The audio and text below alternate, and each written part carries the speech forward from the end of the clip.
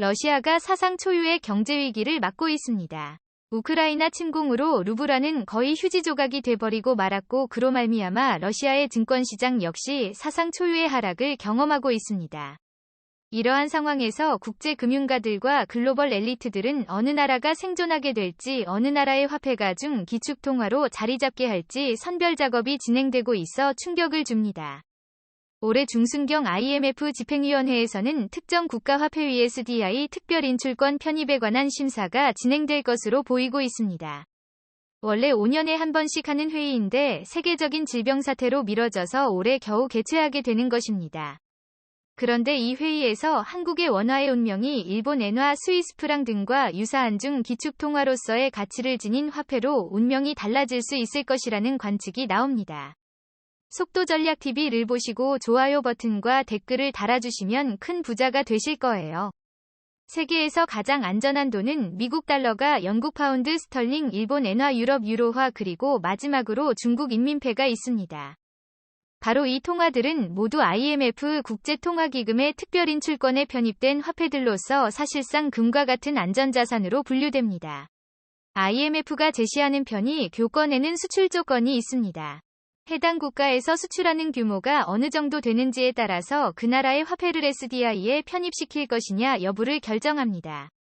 현재 SDI에 편입된 미국, 영국, 일본, 유럽연합, 중국을 제외하면 전 세계에서 1위의 수출 규모를 한국은 자랑하고 있는 상황입니다.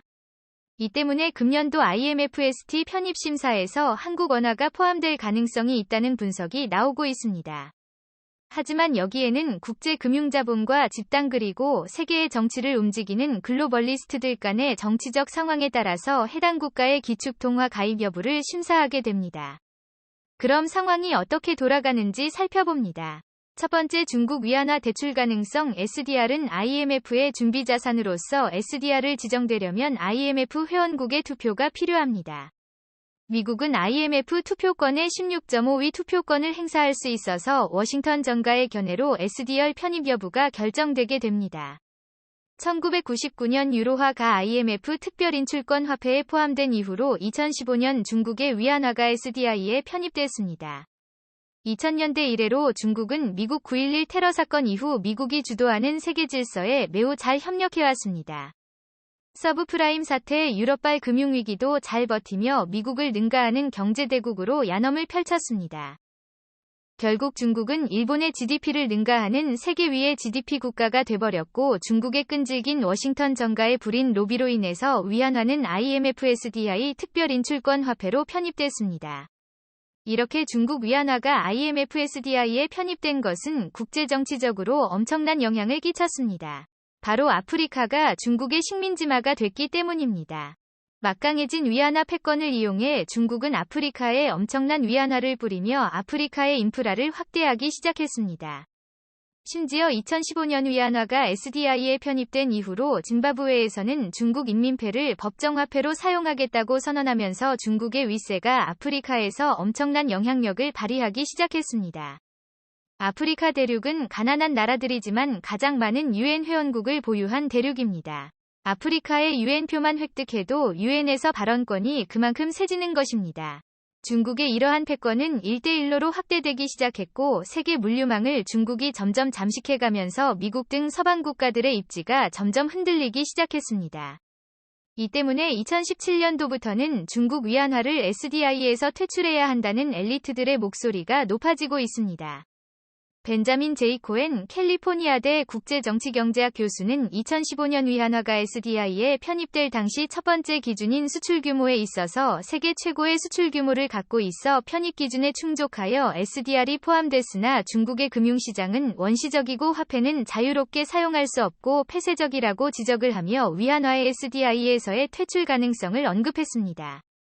실제 워싱턴 정가에서도 중국을 환율 조작국으로 지정할 뿐 아니라 신장리구르 자치주 홍콩에서의 치명적인 인권 탄압 사태를 계기로 중국 금융시장에 대한 새로운 제재가 이뤄질 가능성이 높아지는 상황입니다. 특히 일본, 러시아의 우크라이나 침공 사태에서 중국만큼은 유독 러시아의 개방적인 상황이고 특히 러시아가 보유 중인 외환 중의 상당수가 인민폐로 밝혀지면서 중국의 인민폐가 자칫 세계상 세계대전을 방지하기 위해 만들어진 SDI의 목적과는 다르게 오히려 세계 3차 세계대전을 일으킬 수 있는 치명적인 정치적 단점이 있다는 지적이 나오고 있습니다. 이 때문에 위안화를 대신해서 한국의 원화가 거론되고 있는 것입니다. 두 번째, 2017년부터 달라진 한국 원화의 의상. 한국은 세계 5위의 수출대국이지만 국제금융에서 상당히 취약한 나라였습니다. IMF 구제금융체제를 겪으며 한국은 외환에 매우 민감한 나라가 됐습니다. 때문에 많은 나라들과 통화스와프를 맺기 위해 노력했습니다. 하지만 한국의 브랜드 가치는 여전히 한국전쟁 분단국과 언제라도 전쟁이 일어날지 모르는 나라라는 이미지, 즉 코리아 디스카운트가 작동하고 있었습니다. 그런데 2017년도부터 상황이 급반전되기 시작합니다. 바로 캐나다가 한국과 한동안 만기가 없는 통화스와프를 맺었기 때문입니다. 캐나다중앙은행은 미국 달러화를 발행하는 연방준비제도와 한도와 만기가 없는 통화스와프를 맺어 캐나다 달러는 사실상의 중기축화폐처럼 여겨집니다. IMF에 캐나다 달러가 포함되어 있지는 않지만 캐나다는 영연방의 주요 회원국이자 미국 달러와 연동되는 화폐 시스템을 가지고 있어 금이나 달러와 같은 안전자산으로 분류됩니다. 때문에 한국은 캐나다와 통화스와프, 그것도 만기와 한도가 없는 스와프를 맺은 사건은 매우 충격적인 사건입니다. 일반적으로 통화스와프는 경제력이 강한 나라가 약한 나라에 예속된다는 이미지가 있습니다. 하지만 캐나다는 한국과 별다른 역사적 분쟁이 없었고 인구의 규모도 캐나다가 한국보다 훨씬 작을 뿐 아니라 경제 규모도 한국과 캐나다는 거의 동일한 수준입니다. 때문에 한국의 원유 의상은 2017년도부터 크게 달라졌고 2017년도부터는 제3세계와 같이 불안한 나라가 아니라 캐나다와 같은 나라가 한국의 경제력을 보장을 해주는 튼튼한 경제력을 갖춘 나라가 된 것입니다. 때문에 많은 전문가들은 2017년을 한국 경제의 큰 기준점으로 잡기도 합니다. 당초 한국은 중국과 통화스와프를 맺어 중국의 위안화 패권 속에 원화가 종속되는 상황이 만들어질 뻔했습니다. 하지만 캐나다와 통화스와프를 맺은 것은 한국이 캐나다에 종속된다는 이미지가 전혀 없을 뿐 아니라 오히려 인민폐보다 더 강력한 금융적 우방관계를 만들어낼 수 있었습니다. 한국의 원화가 캐나다와 안정적인 통화스와프를 맺은 상황에서 한국의 IMF SDI 편입은 매우 긍정적입니다. 특히 한국은 지난 IMF 구제금융 당시 해외에 진 빚을 갚기 위해 온 국민들이 금을 모아서 갚았던 사건은 세계 역사상 유례를 찾기 어려운 상황이고 채권 회수를 반드시 해내고야만은 유택의 금융자본의 시각에 있어서는 매우 감동적인 나라인 것입니다. 이 때문에 한국 ESDI 편입은 한국 내 여론 조성과 특히 미국 워싱턴 정가를 설득할 만한 한국의 로비력이 있다면 금년도 한국 ESDI 편입 가능성은 매우 높을 것이라는 관측이 나옵니다. 세 번째, 원화가 통용되는 동남아와 동유럽 중 기축통화가 되려면 한국의 돈이 세계에서 널리 쓰여야 합니다. 물건을 사고 팔 때 원화로 결제가 이뤄져야 합니다. 위안화가 축소될 자리를 한국이 메워야 하는 상황인데요. 현재 미국 등 전 세계는 공급관 다변화 정책이 화두인 상황입니다. 한국 역시 공급망을 다변화하기 위해서 중국에서 공장을 빼서 동남아시아와 동유럽 등지로 투자를 늘리고 있습니다. 특히 최근 우크라이나 사태로 위기감이 번지고 있는 중부 유럽 국가인 헝가리, 폴란드, 체코, 슬로바키아 이렇게 4개 나라들은 한국의 새로운 제조업 거점이 되고 있습니다. 현재 헝가리는 한국에게 마치 유럽의 베트남과 같은 나라가 되고 있습니다. 현재 베트남에서 한국은 가장 많은 투자를 진행하고 있고 헝가리에서도 독일을 제치고 한국이 가장 많은 투자를 하는 나라가 됐습니다. 4차 산업혁명의 쌀인 배터리 화학소재 등을 헝가리에서 생산해서 서유럽으로 수출하는 전략인 것입니다. 이러한 해외에서 원화를 기초로 사업을 하는 한국 기업들의 활동 반경이 넓어지면 넓어질수록 한국의 화폐는 더욱 힘을 얻게 될 것이고 만약 금융도 IMF에 한국의 화폐가 SDI 통화로 지정되어준 기축통화가 되어버린다면 한국은 캐나다뿐 아니라 세계에서 가장 가치 높은 화폐이자 기축통화인 미국 달러가 와만기와 한도가 없는 통화스와프를 맺게 되어 스위스 프랑, 일본 엔화에 이은 믿을 수 있는 중 기축통화수단이 될 수 있을 것이란 관측이 나옵니다.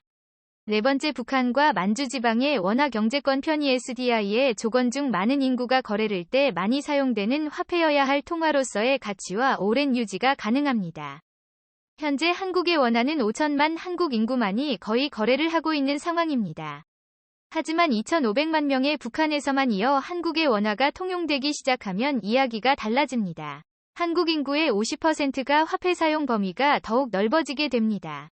그뿐 아니라 북한과 통일이 이루어져서 북한 내 대규모 중국을 대체하는 제조업 생산기지가 들어서고 월급, 세금, 수출대금 등이 전부 원화로 결제가 이루어지게 된다면 한국의 원화 파워는 상상할 수 없을 정도로 가치가 높아지게 됩니다.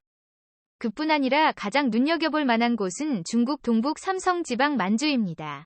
세계적인 미래학자 조지 프리드먼은 만약 한국이 통일되게 되면 중국 만주 지방이 한국의 경제권에 예속될 것이라는 전망을 내놓았습니다. 즉 그 중국 만주 지방에서 중국 위안화로 결제하는 것보다 한국의 원화를 더 선호하게 될 것이라는 것입니다. 중국 만주 지방은 6명의 인구가 거주하고 있고 중국에서 가장 큰 평지를 가지고 있어 농업 생산 능력이 좋은 지역입니다. 이 때문에 중국 동북 삼성 지방에서 한국 원화가 통용된다면 서방이 원하는 위안화 경제 규모의 축소가 이루어지게 될 것으로 전망됩니다. 그뿐 아니라 몽골과 한국 원화의 통화 스와프까지 맺어지게 된다면 한국의 원하는 세계 경제의 한 축을 담당하는 화폐가 될 것으로 전망됩니다. 다섯 번째, 민주주의적 가치와 문화적 가치. 세계의 주요 중 기축 통화로 그 나라의 화폐가 자리를 잡으려면 중국이나 러시아와 같은 무력과 패권 확장주의적 마인드가 자리 잡고 있다면 반드시 실패를 하고 맙니다. 스위스는 8,604만 명의 서울특별시보다 약간 적은 인구 규모의 나라이지만 훌륭한 더 행정 시스템, 완벽한 민주주의 제도, 그리고 무엇보다 개개인의 신용, 즉 시민 개개인의 도덕성이 매우 뛰어난 나라입니다. 이 때문에 스위스 프랑은 세계에서 가장 안전한 통화로 자리 잡게 됐고 미국과 영구적 통화 스와프를 맺은 강소국가입니다. 한국의 원화 역시 이러한 가치를 지니게 되려면 더욱 민주주의적인 가치, 자유시장 경제로서의 가치, 또 문화적인 가치를 더욱 발전시키고 확산시켜 나가야 한다는 의견이 나옵니다. 지금처럼 K-팝, 한류 드라마와 같이 세계적으로 인정받는 문화적으로 가치 높은 콘텐츠를 더욱 많이 생산해낼 뿐 아니라 품질이 우수한 제품, 그리고 무엇보다 국민들 개개인이 근모으기 운동을 통해 국가를 살려보겠다고 했던 한국 국민들의 도덕성이 북한 주민들뿐 아니라 멀리는 동북 삼성지방까지도 더욱 확산될 수 있도록 해야 한다는 의견이 나옵니다. 과연 한국의 화폐가 중 기축통화로서 세계의 경제를 담당하는 날이 오게 될 수 있을까요? 국토전략TV 오늘은 이것으로 마치겠습니다. 시청해주셔서 감사.